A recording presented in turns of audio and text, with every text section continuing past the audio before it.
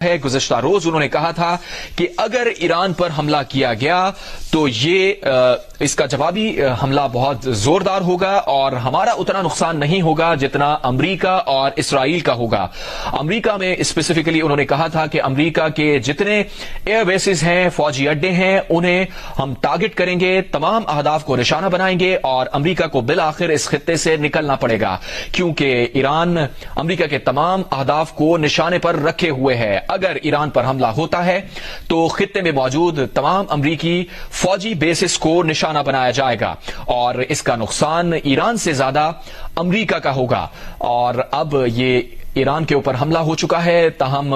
امریکہ کی جانب سے یہ وضاحت آ رہی ہے بار بار کہ ایران کے اوپر اس حملے کے اندر امریکہ کا کوئی کردار نہیں ہے اور اس میں براہ راست یک طرفہ طور پر اسرائیل ہی ملوث ہے، اور اسرائیل نے اس متعلق پیشگی اطلاع بھی امریکی حکام کو دے دی تھی۔ امریکی میڈیا نے بھی اس متعلق رپورٹ کیا تھا، امریکی اخبار نے دعویٰ کیا تھا اور اپنی رپورٹ میں بتایا تھا کہ ایران امریکی تجویز مسترد کرتا ہے اور اسرائیل حملے کے لیے مکمل طور پر تیار ہے۔ امریکہ کے صدر ڈونلڈ ٹرمپ نے اسرائیل سے ریسٹرینٹ کرنے کا مظاہرہ کیا تھا، کہا تھا اور مطالبہ کیا تھا، تاہم ایران پر حملے کے لیے امریکہ نے یہ تجویز دی کہ وہ فی الوقت حملہ نہ کرے، اور اس وقت یہ تجویز مسترد کی گئی جب امریکی اخبار میں رپورٹ سامنے آئی کہ اسرائیل نے امریکی تجویز کو مسترد کیا اور یہ بتایا کہ اسرائیل حملے کے لیے پوری طرح تیار ہے۔ ایران جوہری تنصیبات پر اسرائیلی حملے میں امریکہ براہ راست ملوث نہیں ہوگا، یہ کہنا تھا امریکی صدر کا، اور اس حملے کے بعد سیکرٹری خارجہ مارکو روبیو نے اس بات کو دہرایا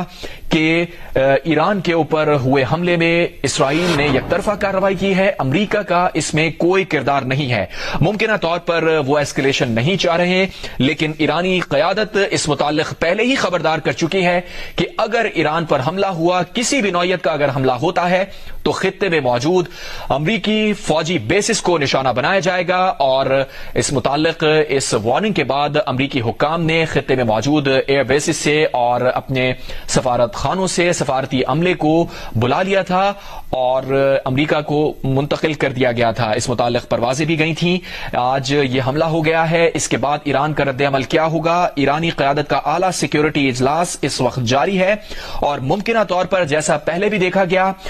اسرائیل نے اس سے پہلے بھی امریکہ پر کئی بار حملہ کیا اور جواب میں ایران نے بھی بیلسٹک میزائل سے کئی بار اسرائیل پر حملہ کرنے کی کوشش کی ہے، جس میں اسرائیل کے کئی شہروں کو نقصان بھی پہنچا ہے۔ تاہم آج ایک بار پھر ایران کی اوپر تہران کے اندر حملہ کیا گیا ہے، مختلف ٹارگٹ کو ہٹ کیا گیا ہے۔ اسرائیل نے ایران میں درجنوں مقامات کو نشانہ بنایا اور اسرائیلی کمانڈر نے یہ دعویٰ کیا کہ اسرائیل جوہری اور فوجی اہداف کو نشانہ بنا رہا ہے، ان میں جوہری اور فوجی اہداف شامل ہیں۔ ایرانی کمانڈر نے بتایا ہے کہ نشانہ بنایا گیا، دعویٰ کیا گیا ہے کہ اسرائیل یقینی بنا رہا ہے کہ ایران کے پاس جوہری ہتھیار نہ ہوں۔